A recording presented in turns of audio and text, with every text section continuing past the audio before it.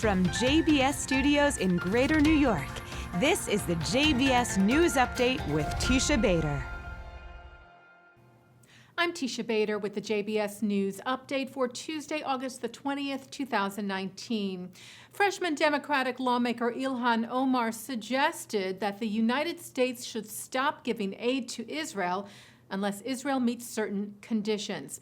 In a press conference yesterday held together with fellow Democratic Congresswoman Rashida Tlaib, addressing Israel's decision to bar the Congresswomen from entering Israel because of their promoting the boycott of Israel, she said, "Fortunately, we in the United States have a constructive role to play. We give Israel more than $3 million in aid every year. This is predicated on their being an important ally in the region and the only democracy in the Middle East. But denying visit to duly elected members of Congress is not consistent with being an ally, and denying millions of people freedom of movement or expression or self-determination is not consistent with being a democracy. We must be asking, as Israel's ally, the Netanyahu government stop the expansion of settlements on Palestinian land and ensure full rights for Palestinians if we are to give them aid." Omar also claimed that she and Tlaib had intended to meet with Israelis during their trip, contradicting what Israeli Prime Minister Benjamin Netanyahu had said, as well as Israeli media reports, which shared what they said was the itinerary of the lawmakers, which showed no scheduled meetings with any Israelis. Netanyahu had also mentioned that the lawmakers' visit was through an organization called Miftah, which is staunchly pro-BDS and has expressed support for terror attacks against Israel. JBS President Mark Golub will be speaking more about Israel's decision to bar the Congresswomen after this newscast with former Israeli ambassador to the United States, Danny Ayalon.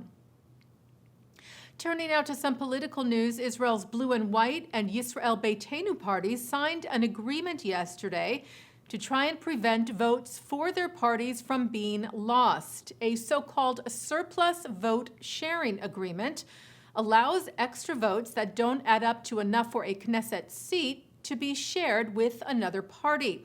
Yisrael Beitenu chair Avigdor Lieberman defended the action from critics, including Netanyahu, who in a video from Ukraine where he is concluding a two-day visit, accused Lieberman of, quote, shifting right-wing votes to a left-wing government, unquote. Usually, the surplus vote agreements are signed between parties that are close in ideology, but Lieberman said that was not always the case. He said, technically now there is no other option left, and we are not prepared to risk the loss of a mandate that can be obtained thanks to the surplus agreement. The Anti-Defamation League has reached out to a school district in California after a disturbing video surfaced. The Daily Beast reports the video shows about 10 members of the boys' water polo team at Pacifica High School in Garden Grove, California last year, giving the Nazi salute and singing a Nazi song. A spokesperson for the district said school administrators first became aware of the incident earlier this year and did not comment on whether there was any action taken, but did say that they condemn all acts of anti-Semitism and hate. The local ADL office of Orange County tweeted of the video, "This has no place in our schools and reminds us of the need for education on anti-Semitism and the Holocaust." ADL has reached out to the district with resources. Police in Ohio arrested a man this weekend for threats he made to a local synagogue.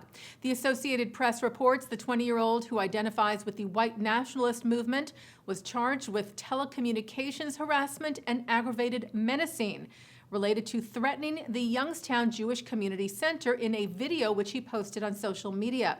Weapons were also seized from his home. A municipal court judge ordered a mental health evaluation and ordered the man, who pled not guilty, to stay away from synagogues and Jewish organizations if he is released from jail.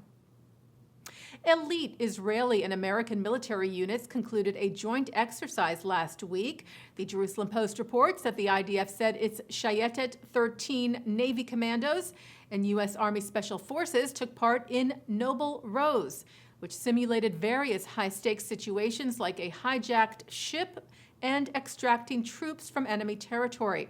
An IDF senior officer told the Post cooperation with foreign militaries, and specifically with the U.S. Armed Forces, bringing about mutual learning and the strengthening of professional relationships that enhance both militaries' readiness. Israeli star gymnast Linoy Ashram won a gold medal, also winning 1 silver and 2 bronze at the World Challenge Cup in Minsk, Belarus last week. The 20-year-old's sights are now set on Tokyo for the 2020 Olympics. If she were to win gold there, it would be Israel's second gold medal since the establishment of the state in 1948. Taking a look now at our programming for tonight on JBS for Tuesday, August the 20th at 7 o'clock, it's a look at rising anti-Semitism in Europe. At 8, the 2019 ceremony remembering Ze'ev Jabotinsky. At 9, Mark Golub sits down with Marcus Sheff on the way Jews and Israel are depicted in Palestinian Authority textbooks. At 10, a look at the art of Norman Gorbati, and coming up right after this newscast, as we mentioned, Mark Golub speaks with former Israeli ambassador to the U.S., Danny Ayalon, about Israel's decision to bar Representatives Rashida Tlaib and Ilhan Omar from entering Israel. And that's the JBS News Update for Tuesday, August the 20th, 2019. I'm Teisha Bader.